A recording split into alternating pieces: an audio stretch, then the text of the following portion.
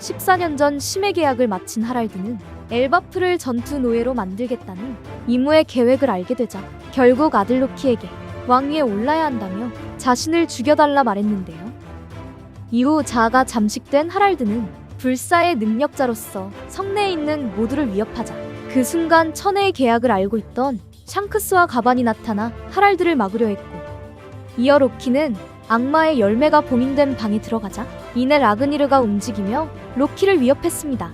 이처럼 단순한 무기인 줄 알았던 라그니르가 움직인 가운데 이번 영상은 당시 샹크스와 스코퍼 가반이 뛰어넘지 못한 불사신 하랄드의 강함, 그리고 두 개의 악마의 열매를 통해 로키가 진정한 세계의 파괴자로 탄생할 수 있다. 원피스 1170화 최신화 리뷰입니다. 먼저 라그니르의 공격을 회피한 로키는 당시 상황이 긴박했기 때문에 자신을 위협한 라그니르와 전투에 돌입하게 되고, 그 시각 자아가 사라지며 이무의 부하로 타락한 하랄드는 샹크스와 스코퍼 가반을 바라보며 라그니르의 얽힌 이야기를 들려주게 됩니다. 먼저 라그니르는 과거부터 엘바프에 내려오던 전설의 악마의 열매를 지켜왔기 때문에 지금까지 그 열매를 먹은 사람은 아무도 없다 말했는데요.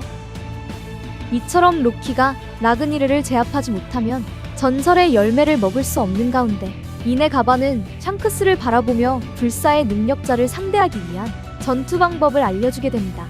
먼저 가반은 상대를 위압하는 사용자의 기백 그 자체인 패왕색 패기를 외부로 발산하는 것뿐만이 아닌 공격으로도 이용해야 한다 말했고, 그렇게 된다면 그들에게 고통을 주고 회복 속도를 늦출 수 있다 말했는데요. 때문에 패왕색 패기를 이용한 공격으로 더 이상 싸울 수 없을 때까지 반복해서 공격해야만 그들을 물리칠 수 있다며 과거 신의 기사단이 샹크스를 납치하려 했던 사건을 처음으로 언급하게 됩니다.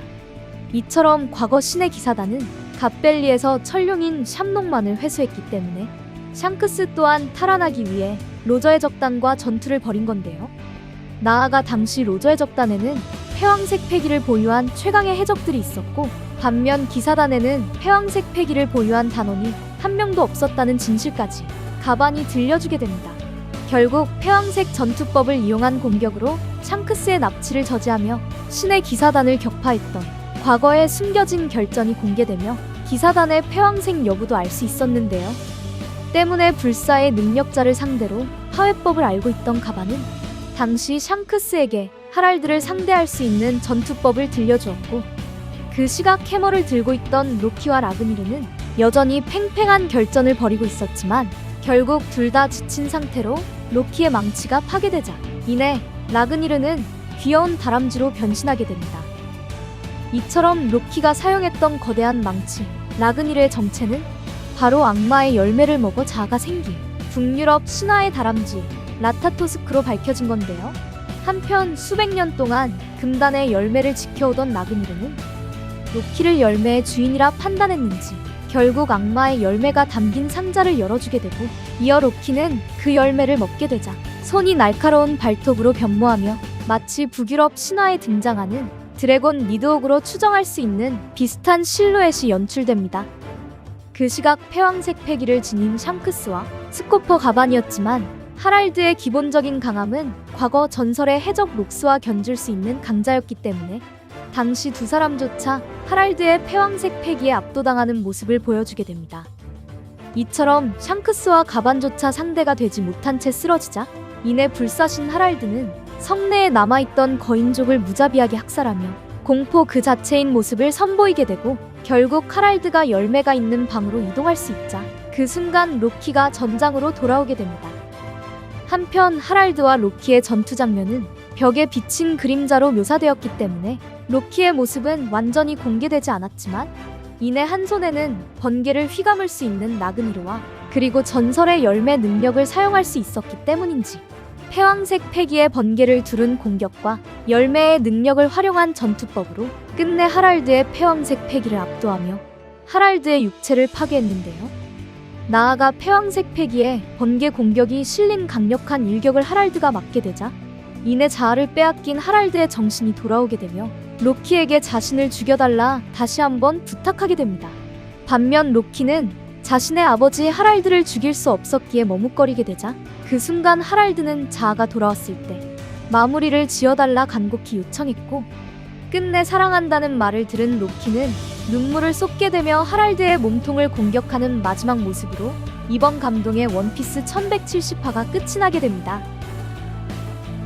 이번 화를 통해 불사의 능력에 대응할 수 있는 수단은 바로 패왕색 팩이라는 사실이 다시 한번 강조되었는데요.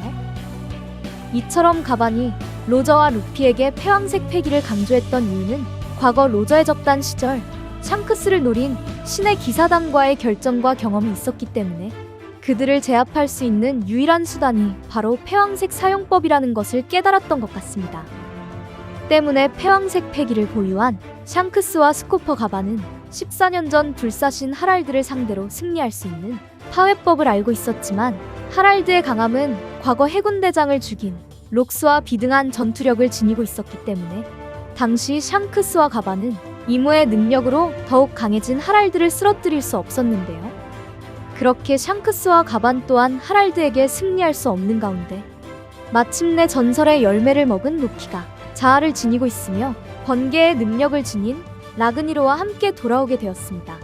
먼저 이번 엘바프 편은 북유럽 신화의 여러 모티브를 차용했기 때문에 3층 천계는 북유럽 신화의 아스가르드와 바나헤임, 그리고 2층 양계 바다구름은 신계 아스가르드로 통하는 3세계 무지개 다리 비프로스트를 떠올릴 수 있기 때문에 라그니르의 정체 다람쥐는 바로 신화에 등장하는 나타토스크로 유추해볼 수 있는 건데요.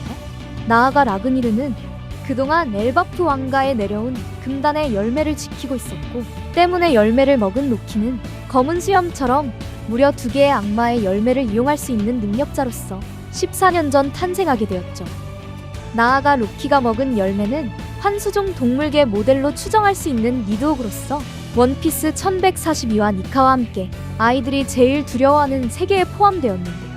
나아가 니드오그는 어린이뿐만이 아닌 어른들조차 알고 있었다는 반응을 보였고, 때문에 신화에 기록된 니드오그는 증오에 공격하며 조소하는 학살자였기 때문에 어린 시절부터 저주받은 로키의 증오처럼 엘바프를 멸망시키려 했던 로키에게 어울리는 능력이 될 수 있을 것 같습니다. 결국 14년 전 로키는 번개를 휘감아 내리칠 수 있는 라그니르와 니드옥으로 추정되는 열매를 통해 하랄드와 격돌했고, 이어 로저와 거프의 패왕색 공격에 자아를 찾은 록스처럼 하랄드 또한 잠시 동안 자아를 찾을 수 있었는데요. 이처럼 이무의 능력을 해방시키기 위해선 패왕색의 활용이 꼭 필요한 가운데 과연 로키가 먹은 진정한 열매의 능력은 지옥의 왕 니드오그일지, 아니면 루피처럼 환수종 사람 모델 중 하나가 될지는 다음화 원피스 1171화를 기대해보면 좋을 것 같습니다. 이번 영상은 여기까지입니다. 시청해주셔서 감사합니다.